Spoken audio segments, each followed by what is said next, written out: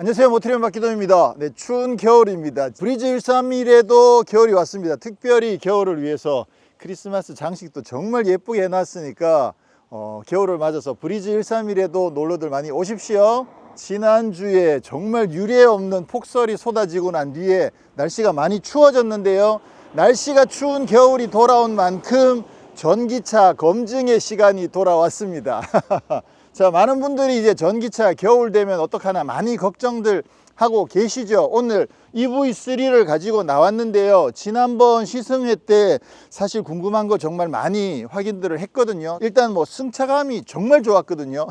지난번에 말씀드린 것처럼 제 차 EV6보다도 승차감이 더 좋아가지고 조금 마음이 그랬는데, 네, 그리고 힘도 204마력의 전기 모터다 보니까 힘도 충분히 괜찮았고요. 그리고 무엇보다도 여러 가지 첨단 기능들이 굉장히 업그레이드된 기능들이 많이 적용이 되어 있어서 그런 부분들이 굉장히 매력적이다라고 생각을 했는데, 그 중에 열 관리 시스템도 개선이 많이 됐다고 그랬거든요. 그래서 그거는 사실 겨울이 와야만 확인할 수 있는 사항이어 가지고 오늘 그 부분도 좀 확인해 보고, 평상시에 이제 도로에 EV3가 꽤 많이 다니잖아요. 다닐 거 볼 때마다 야, 저거 다시 좀 더 타보고 싶다, 좀 자세하게 한번 다양한 기능들을 점검해 보고 싶다, 그런 마음들이 있어 가지고 오늘 EV3를 가지고 나왔습니다. 자, 먼저 제가 어제 차를 받아 가지고 오늘 아침까지 간단하게 테스트를 조금 했습니다. 궁금해 하실 만한 사항일 것 같아서. 그래서 오늘 아침까지 제가 간단하게 테스트한 부분 잠깐 말씀드리면, 자, 여기에는 배터리가 81.4kWh가 장착이 되어 있거든요. 차체 사이즈 대비했을 때 꽤 많은 용량의 배터리가 장착이 된 거죠. 그래서 인증받은 복합 주행 가능 거리가 지금 요거 지금 19인치 휠이 장착되어 있거든요. 19인치 휠 기준으로 478km예요. 근데 이제 지난번에 말씀드렸듯이 뭐 당연히 500km는 훌쩍 넘을 거다 이렇게 말씀을 드렸었고, 아마 실제로 제가 봤을 때는 600km를 충분히 여름이나 아니면 봄 가을에는 찍을 수 있지 않았을까 생각을 하고 있는데요. 지금은 이제 겨울이니까 오늘 아침에 제가 풀 충전을 했습니다. 풀 충전을 했을 때 지금 계기판 상에 찍힌 주행 가능 거리가 얼마였느냐 하면, 그 히터를 켜지 않은 상황에서 517km가 찍혀 있었어요, 계기판 상에. 그때 아침에 기온이 1도씨였었네요.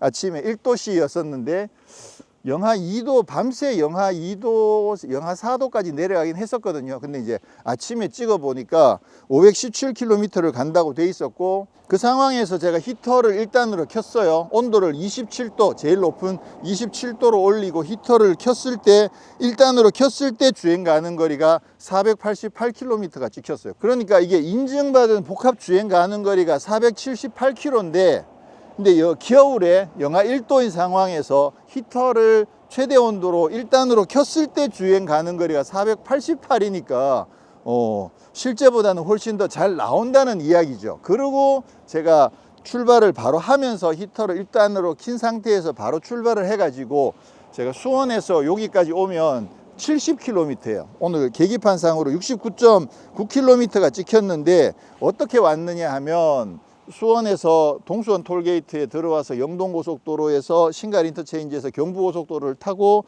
그 다음에 서울 외곽순환고속도로를 타고 양평에서 빠져나와서 양평 국도 쪽 국도로 이렇게 왔거든요. 제가 평상시에는 그냥 고속도로로 쭉쭉 이렇게 오는데, 오늘은 아무래도 이 차의 연비가 궁금하잖아요. 그리고 실질적으로 도심이나 또 외곽에서 주행할 때 연비가 궁금한 상황이다 보니까 일부러 제가 조금 아침 9시에서 10시 반 그 사이에 차가 조금 막히는 시간을 골라 가지고 여기까지 왔는데, 주행한 거리가 69.9km, 그러니까 거의 70km죠. 그리고 주행 가능 거리, 남아있는 주행 가능 거리가 452km예요. 그러니까 합치면 한 522km 정도가 되는 거죠. 아니, 아까 출발할 때 계기판 상에 히터를 일단 켜고 주행할 수 있는 거리가 488km라고 찍혀 있었는데, 실제로 70km를 주행하고 남아있는 거리랑 합쳐서 계산해 보니까 522km가 된다는 거죠. 오, 그럼 제가 주행을 굉장히 잘한 거죠. 오늘 지금 현재 여기 날씨가 기온이 영상 2도거든요. 양평이 조금 더 춥네요. 그러다 보니까 꽤 추운 날씨임에도 불구하고 히터를 켜고 주행을 했는데 주행 가는 거리가 522km가 나온다. 그러면 굉장히 잘 나오는 거죠. 그 다음에 또 궁금한 게 뭐냐 하면, 만약에 이 차를 가지고 겨울에 차박을 하면 사실은 오늘 차박을 할까도 생각을 했어요. 차를 좀 괜찮잖아요. 지금 막 추우니까. 그래서 이때 차박을 한번 해보면 재밌지 않을까 생각을 했는데, 오늘은 좀 참고 제가 조만간 제 차 EV6 가지고 차박을 한번 해보도록 하겠습니다. 자, 그래서 일단 궁금은 하니까 어제 밤에 제가 이 차를 히터를 켜놓고 한번 있어 봤어요. 그래서 밤에 영상 4도였던가 그 정도에서 히터를 1단을 켜고, 그 다음에 온도를 27도로 세팅을 해 놓고 배터리가 93%가 되는 순간부터 제가 시간을 재봤거든요. 그랬더니만 배터리가 93%에서 92%까지 1% 내려가는데 시간이 35분 정도가 걸렸어요. 그렇다는 얘기는 1시간 동안 히터를 계속 켜놓고 있으면 한 2%가 채 소모가 안 된다는 이야기죠. 지난 겨울에 제가 EV6 가지고 차박을 했잖아요. 겨울에. 그때 확인을 해보니까 그때 한 9시간 정도를 히터를 켜놨는데, 근데 배터리가 19%를 썼거든요. 그 차는 차가 더 크잖아요. 그리고 그때는 온도도, 왜냐면 이거 27도로 해놓으면 차 안이 굉장히 더워져요. 계속 켜놓으면. 그래가지고 그때는 24도, 25도 정도로 세팅해 놓고 한 9시간 정도를 히터를 계속 켜놨을 때 19%를 썼던 거 생각해 보면, 이 차는 그거보다 확실히 더 적게 쓰는 거죠.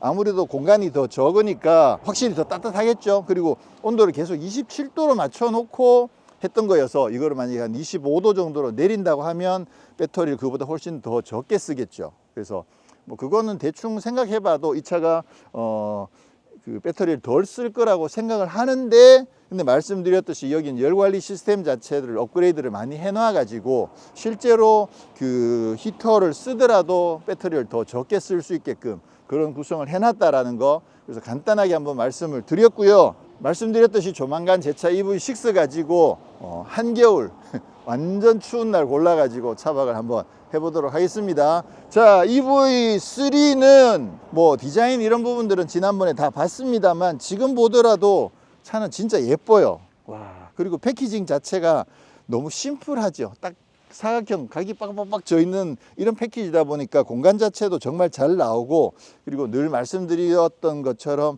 심플한 게 디자인에 있어서는 정말 멋진 디자인이라고 생각을 하거든요. 그렇게 봤을 때 디자인도 정말 잘 나왔고요. 휠은 요거 19인치 휠을 지금 장착을 해 놨습니다.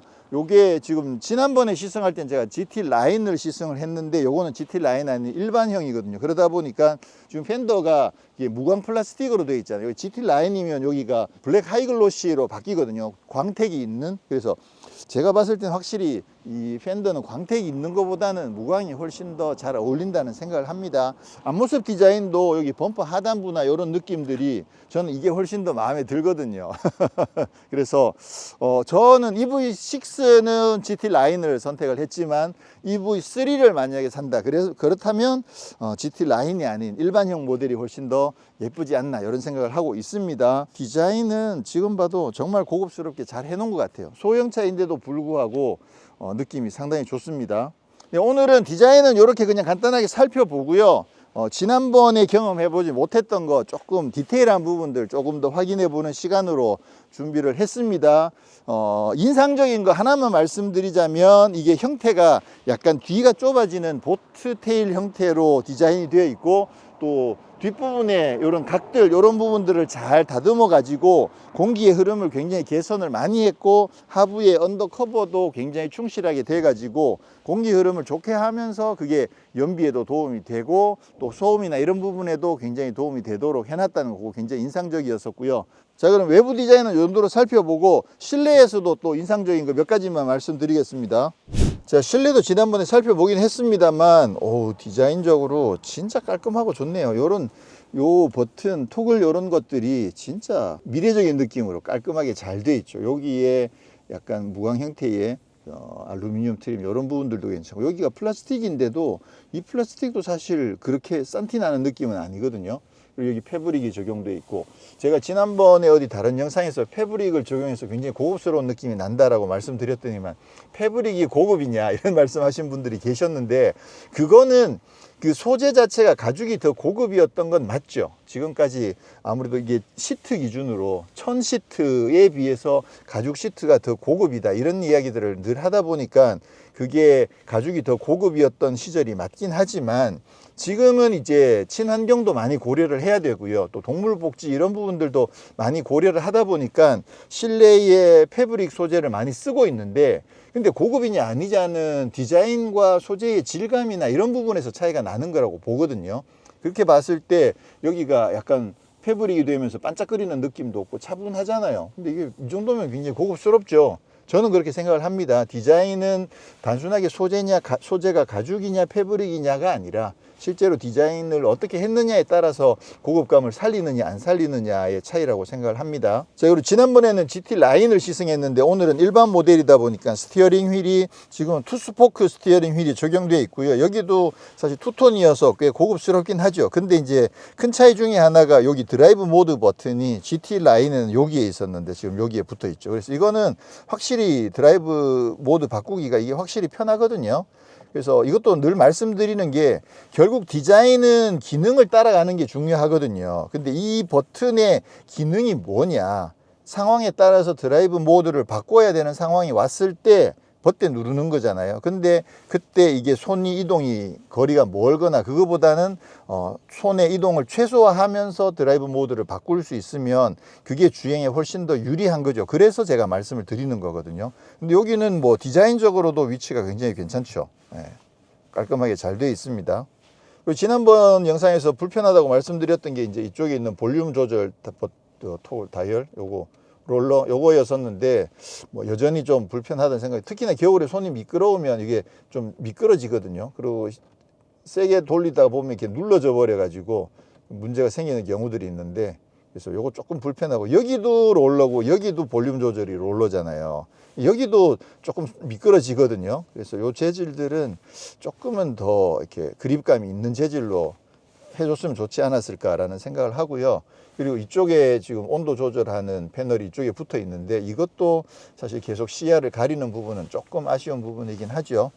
자, 그리고 디자인적으로는 이쪽에 그 시트에 열선 통풍 시트, 그 다음에 메모리 시트 기능 달려있는 이 버튼의 배열, 이런 부분들은 디자인적으로 굉장히 예뻐요.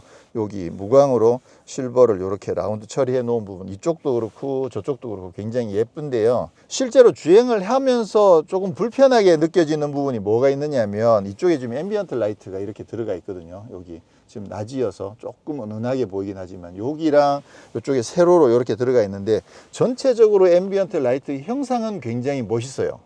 굉장히 예뻐요. 지난번에도 말씀드렸듯이 이게 폭포처럼 떨어져 가지고 이 도 포켓에 물이 고여있는, 폭포수가 고여있는 듯한 그런 형상이어서 그 느낌은 굉장히 좋긴 한데, 이게 야간에 주행을 해보면 이 앰비언트 라이트가 이쪽 유리에 반사가 돼요. 반사가 돼 가지고 이쪽에도 이렇게 줄이 하나가 생기고 저쪽에도 줄이 하나가 생기거든요. 그러다 보니까 그게 사이드 미러를 볼 때 조금 시야를 방해하는 그런 느낌이, 경향이 있습니다. 야, 이게 앰비언트 라이트가 이게 이렇게 반사가 돼서 좀 시야를 방해를 하나, 그런 느낌을 좀 받을 정도로 뭐 아주 뭐 심한 건 아닌데 그래서 그런 느낌들이 좀 있고요. 제가 말씀드리고 싶은 거는 이 트레이예요. 와, 이 트레이는 진짜 좋네 이거. 사실 지난번에 말씀드린 것처럼 주행 중에는 여기다가 이렇게 뭘 올려 놓으면 이게 자꾸 미끄러져서 사실 그렇게 효용성이 좋지는 않거든요. 근데 만약에 이제 차를, 아무래도 이 차는 전기차니까 차 안에서 뭔가 다양하게 즐길 수 있는 여지들이, 그런 시간들이 꽤 많다고 보거든요. 그래서 어제 밤에도 제가 여기서 그 1시간 동안 히터를 켜놓고 기다리면 1시간 동안 뭐 하겠어요? 할 일이 없잖아요. 그래가지고 제가 패드를 이렇게 올려서 봤거든요. 여기다 패드 올려놓으니까 와, 이거 진짜 좋더라고요. 이렇게 딱 올려놓으면, 그죠? 괜찮죠?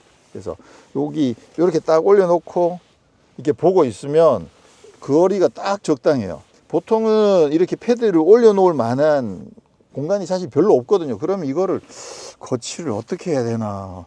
그냥 물론 여기 지금 CCNC가 있으니까 이 CCNC를 통해서 보는 것도 괜찮긴 한데, 이걸로 CCNC로 영상을 보려고 하면, 그러면 이거 말씀드렸듯이 그 데이터 요금을 내야 되거든요. 한 달에 7,000원이 넘어요. 그러면 그 비용도 꽤 크죠. 그리고 이 모니터 자체가 크질 않잖아요. 이게 주행 중에 보는 것도 아니고 어차피 차를 세워놓고 봐야 되는 상황에서 이 모니터가 12.3인치 보다는 이런 한 15인, 14인치, 15인치 정도 되는 패드를 갖고 있으면 이걸로 보는 게 훨씬 낫죠. 근데 또 어떤 문제가 있냐면 이거를 쓸 경우에 얘는 이 패드 같은 경우는 제가 통신이 되는 장치가 아니거든요. 그러다 보니까 그 선을 연결하더라도 안드로이드 오토는 안 돼요. 그렇다는 얘기는 결국은 그 오디오를 블루투스로 연결을 해야 되는데 다행히 이게 블루투스로 연결을 했을 때 영상하고 오디오가 싱크가 굉장히 잘 맞아요. 거의 인터벌이 없거든요. 그러다 보니까 그런 점에서도 굉장히 편리하고 좋죠. 지금 여기 오디오가 하만카돈 오디오가 적용되어 있는데 한번 들어볼까요? 들이 있고 아, 땀나. 네. 지금은 엄청 관광객 많은 시간이라고.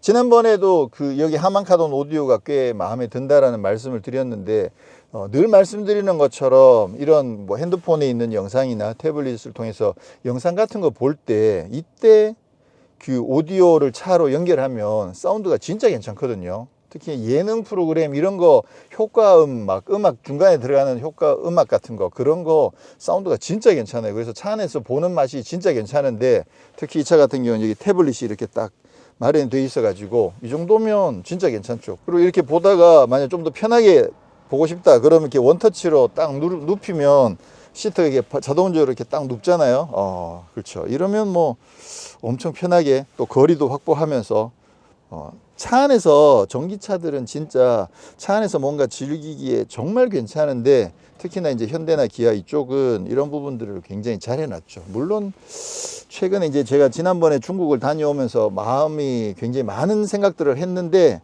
이제는 현대 기아도 여기에 15인치 모니터 이제는 좀 달아줘야 되는 시대가 됐다라고 생각을 하거든요. 그거 뭐 굳이 따라갈 필요 있나? 따라갈 필요가 있습니다. 빨리 따라가 줘야 됩니다. 이제는.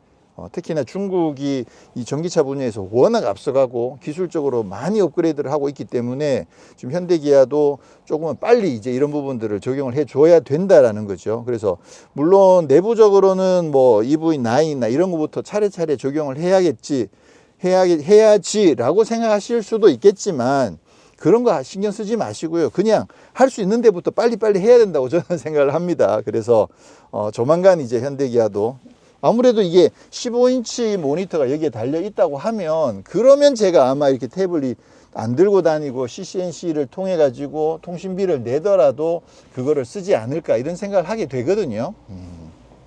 근데 지금 어쨌거나 EV3에서는 이 정도만 하더라도 이 테이블 활용도가 진짜 좋아 가지고 이거 진짜 이번에 만족스럽고 좋더라고요. 디자인적으로도 굉장히 좋은데 상당히 마음에 듭니다. 그 다음에 이쪽 하단에 트레이 이런 부분들도 굉장히 활용도가 좋죠. 저는 이제 요 정도 공간이 있으면 여기다가 그 각티슈 같은 거 넣어놓고 주로 물티슈나 각티슈 같은 거 넣어놓고 많이 쓰게 되는데 이 부분도 상당히 괜찮고 우선 충전 패드도 이렇게 슬립되지 않는 방식이어서 굉장히 깔끔하게 잘 되어 있습니다. 그리고 지난번도 말씀드린 것처럼 이게 EV3인데도 불구하고 현대와 기아가 가지고 있는 그 첨단 기능들 중에서 업그레이드 버전, 그러니까 상위 버전들이 다 적용이 되어 있거든요. HDA도 HDA2, 그다음에 차로 유지도 LFA2가 적용되어 있고요. 그다음에 스티어링 휠도 이게 감지하는 것도 정전식 그립 감지가 적용되어 있죠. 워크인 디바이스 같은 거 다 적용되어 있죠. 이 워크인 디바이스가 뭐 독일 차들, 고급 차들에도 워크인 디바이스 잘 없거든요. 그런 거 생각해 보면 이런 것들도 사실 진짜 편하고 좋죠. 그래서 EV3 같은 경우는 차 크기에서 오는 급 대비 편의 장비라든가 안전 첨단 사양들이 굉장히 높은 수준으로 적용돼 있다는 점이 정말 큰 장점이다라는 부분들 이번에 확실히 새삼스럽게 좀 많이 확인을 했습니다. 네, EV3에는 150kW 마력으로 환산하면 204마력짜리 전기 모터가 앞바퀴를 굴립니다. 204마력의 전기 모터이기 때문에 힘은 차체 크기를 생각했을 때 꽤 강력한 편입니다. 이게 아무래도 전기차다 보니까 무게가 좀 많이 나가죠. 그러다 보니까 차체가 그렇게 크지 않음에도 불구하고 제로백 지난번에 테스트를 해보니까 한 7초대 정도 제로백이 나왔거든요. 그러면 이게 차 크기를 생각해 봤을 때 204마력이면 일반적인 지금까지 일반적인 내연기관차 같으면 7초보다도 훨씬 더 짧은 더 강력한 가속이 나올 수도 있는 그런 사이즈이긴 하지만 이게 또 전기차다 보니까 또 무게에서 약간 손해를 봐가지고 그렇게 해서 제로백 7초대 정도 제로백 7초대라고 하더라도 초반에 가속할 때 느낌은 거의 6초대 느낌으로 강하게 가속이 되거든요. 그러니까 사실 일상적인 주행에 있어서 힘은 정말 여유가 있죠. 제가 늘 말씀드리는 골프 GTI가 뭐 7초, 6초 후반 이 정도를 이야기하고 있는 걸 생각해 보면 이게 그냥 일반적인 대중적인 그런 모델인데도 뭐 7초 전기차니까 좀 더 초반 응답성은 더 좋고 그렇게 봤을 때 가속력은 충분히 강력하다고 볼 수 있고요. 그리고 배터리가 81.4kWh가 장착되어 있는데 이 차는 이제 아무래도 2륜구동이고 앞바퀴 굴림이다 보니까 주행 가는 거리가 4륜구동 모델들에 비해서는 꽤 잘 나오는 편이죠. 그래서 EV6랑 비교해 봤을 때도 전반적으로 주행 가는 거리는 훨씬 더 잘 나오는 것 같아요. 그렇게 따져보면 봄, 가을로는 거의 한 600km는 당연히 훌쩍 넘고 제 차도 보통 평상시에 600km 넘게 나오거든요. 그러니까 한 뭐 650까지도 나오지 않을까? 그렇게 충분히 기대를 할 수 있고 말씀드렸듯이 겨울인데도 히터 켜고도 500km가 넘게 주행할 수 있다고 한다면 사실 뭐 주행 가는 거리 면에서는 굉장히 뛰어난 편이죠. 그리고 지난번에도 확인했듯이 승차감이 진짜 좋습니다. 이게 하이드로 부시라든가 뭐 그런 부분들까지 적용되고 또 링크나 이런 부분들도 좀 더 개선들을 하고 해가지고 전반적으로 서스펜션 세팅이 꽤 고급스럽게 잘 돼 있어요. 그래서 전체적으로 약간 하드한 느낌이 있는데도 그 밸런스가 잘 잡혀 있고 요철들을 잘 걸러주면서 승차감이 꽤 좋다는 게 차체 급을 생각해 봤을 때 굉장히 고급스러운 승차감이 있다는 게 굉장히 큰 장점 중에 하나입니다. 지난주에 폭설이 온 뒤라 산길에 군데군데 좀 젖어 있긴 합니다만 또 가볍게 한번 산길 주행을 해보도록 하겠습니다. 지난번 시승 때도 하체가 키가 크고 이게 무거운 차임에도 불구하고 코너링 실력이 꽤 좋았던 느낌들이 있었거든요. 자, 지금은 이제 노멀 모드인데요. 와, 힘이 노멀 모드에서도 힘이 진짜 좋습니다. 그리고 확실히 하체가 매끈한 감각이 진짜 좋아요. 이게 롤이 진짜 잘 버티는구나. 초반에 이게 약간 그 코너에 들어오면 초반에 살짝 기울어지는 느낌이 있거든요. 근데도 꽤 잘 버텨줍니다. 확 기울어지지 않고 더 이상 잘 넘어가지 않고 버텨주는 실력이 꽤 좋네요. 꽤 강하게 이렇게 코너에 들어와 보면 초반에는 분명히 이게 살짝 기울어지는 느낌이 살짝 들거든요. 근데 그 이후에 잘 버텨주고 있어서 와, 이게 지난번에도 느꼈지만 와, 이렇게 잘 버틸 일인가? 키가 꽤 큰데도 불구하고 굉장히 인상적입니다. 자, 그러면 스포츠 모드에다 두고 스포츠 모드에 두면 확실히 그 엑셀 응답성 쪽은 확실히 더 좋아요. 그러니까 가속력 자체가 훨씬 더 강해지지만 그렇다고 해서 하체가 더 단단해지는 건 아닌데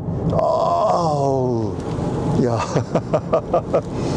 이거 그냥 일반 전기차인데 소형 전기차인데 이렇게 탈 일이야. 와, 근데 힘이 굉장히 좋고요. 하체가 기대 이상으로 상당히 좋습니다. 이야.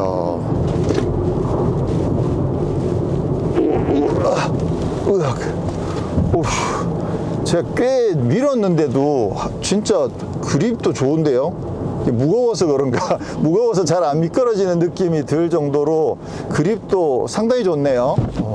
근데 이제 고속으로 조금 속도를 내서 과속 방지 턱을 넘어가 보면 그러면 뒤쪽 서스펜션에서 이게 좀 텅하는 그런 느낌은 있습니다. 이게 정말 잘 돼 있는 차들은 뒤쪽에서 이렇게 텅하는 느낌 없이 매끄럽게 넘어가 주는 경우도 있는데 이 차 같은 경우는 뒤쪽 서스펜션은 이게 속도를 충분히 낮추면 뭐 되게 부드럽게 넘어가는데요.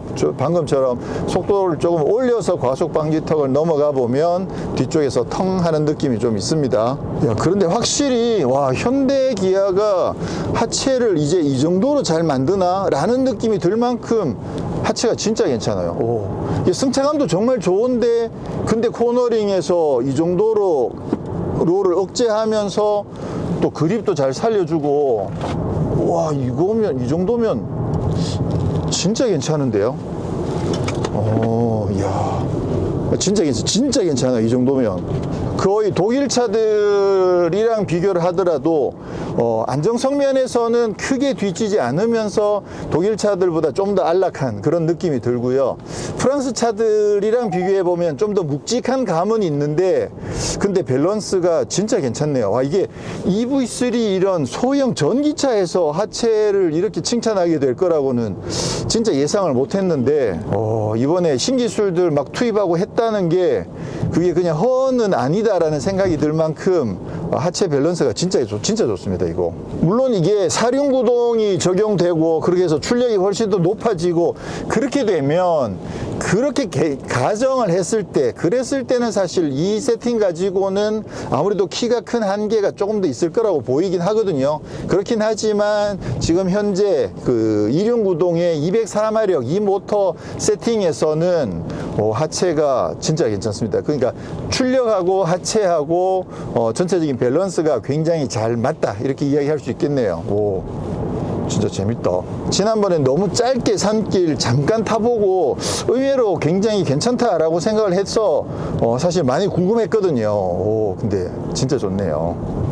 이거 어떤 생각이 드느냐면 지금 이 차에 적용되어 있는 이 서스펜션 신기술들이랑 이 세팅 밸런스를 제 차 EV6에다 적용하면 진짜 괜찮겠다 이런 생각이 드는 거죠. 지금 밸런스가 좋은데 얘는 휠 베이스도 짧고 키도 크잖아요. 근데 EV6는 휠 베이스도 훨씬 더 길고 더 넓은데 키까지 낮으니까 근데 이거를 이 세팅 기술을 그대로 적용해서 EV6에 넣어준다 그러면 진짜 안정적이고 퍼포먼스가 정말 잘 날 것 같아요. 힘도 엄청 강력하잖아요. 그러니까 그러면 대박일 것 같은데 지금 방금도 이렇게 돌아보면 거의 미끄러지지 않는데 또 핸들을 살짝 감아보면 앞머리 돌아오는 느낌도 굉장히 빠르거든요. 응답성이. 와 이거 뭐지? 단순하게 이 차 한 대의 세팅을 좀 잘 했다 이런 느낌이 아니라 전반적으로 하체를 세팅하는 기술이 실력이 굉장히 많이 높아진 게 아닌가 이런 생각을 좀 하게 됩니다. 멋있는데요. 저는 개인적으로 아이페달은 그렇게 선호하진 않습니다. 그래서 사실 거의 쓰지 않고요. 그냥 아직 좀 익숙한 거를 그냥 그대로 더 즐기는 편인데 이번에 이 차 가지고 시내 주행을 좀 계속 하면서 확실히 이 스마트 회생 3.0 이 부분은 와 진짜 편하고 좋은 것 같아요. 그러니까 그 아이페달 쪽 말고 이 오른쪽 패드를 길게 당겨서 오토 모드로 바꿨을 때 시내에서는 아무래도 차가 신호에 걸리거나 또 차들이 앞에 가다가 서는 경우들이 꽤 많잖아요. 그럴 때 그냥 무심코 앞에 차가 서더라도 그냥 엑셀에서 발만 떼버리면 자기가 알아서 앞차에 맞춰서 속도도 줄여주고 그리고 적당한 거리에서 차를 정차까지 해주는데 근데 그 정차하는 실력이 엄청 부드럽거든요. 엄청 부드럽게 차를 잘 세워주고 있어서 제가 브레이크를 밟아서 부드럽게 세우는 것보다 더 부드럽게 잘 서더라고요. 그래서 그 점이 이번에 확실히 시내 주행을 좀 더 해보니까 이 스마트 회생 이 부분은 진짜 편리하고 좋다. 근데 정말 가끔 가다가 이게 조금 에라까지는 아닌데 약간 약간 불쾌한 느낌이 드는 게 뭐냐면 상황이 정확하진 않아요. 약간 내리막 같은 데서 앞차가 설 때든가 하여튼 어떤 상황에서든 가끔은 앞차에 너무 가까이 붙어가지고 차를 세우는 경우가 있어요. 그러다 보면 이게 너무 가까이 들어가서 이 초음파 센서가 그 주차 경고 띵띵띵띵 울리잖아요. 그 경고가 들어가는 범위까지 접근해서 차를 세우는 경우들이 아주 가끔 있었거든요. 그러니까 이게 내리막에서 앞차가 섰을 때 그런 건지 아니면 이미 속도가 충분히 낮아져 있는 상황에서 앞차가 조금 워낙 천천히 가다 보니까 그때 서서 그런지 하여튼 몇 번 그런 경험이 있었는데 그때는 이게 너무 가까이 다가가가지고 이거 충돌하는 거 아니야? 라는 생각이 들기도 하고 또 너무 가까이 가서 차를 세우다 보니까 계속 주차 경고음이 띵띵띵 울리기도 하고 조금 불편했거든요. 그래서 가끔 그런 경우들이 생기긴 합니다만 대체적으로는 이 스마트 회생으로 앞차랑 맞춰서 차를 세워줄 때 적당히 거리도 잘 유지해주고 정차도 매끄럽게 해주고 굳이 내가 브레이크 밟아서 차를 세울 필요가 없이 지가 알아서 차를 잘 세워주니까 그건 진짜 편하고 좋더라고요. 이 스마트 회생은 진짜 편하고 좋은 것 같아요. 제 차에 없어서 많이 아쉬운 기능 중에 하나인데 이거 진짜 그 OTA 업데이트 해줄 수 없나. 네, 오늘은 이렇게 해서 기아 EV3 어스의 롱레인지 모델 다시 한번 시승을 했는데요. 사실 이미 뭐 많은 분들이 타고 계시긴 합니다만 저도 궁금한 부분들도 꽤 많았고 그리고 이제 또 겨울도 되고 그러다 보니까 좀 더 확인해야 될 부분들이 있어서 다시 확인을 한번 해봤는데요. 일단 확실히 열 관리 시스템이 업그레이드가 됐다는 부분이 겨울에 히터를 켜고 주행했을 때도 제가 기대했던 것보다 훨씬 더 주행거리가 잘 나와가지고 그 부분 굉장히 만족스럽다는 생각을 하고요.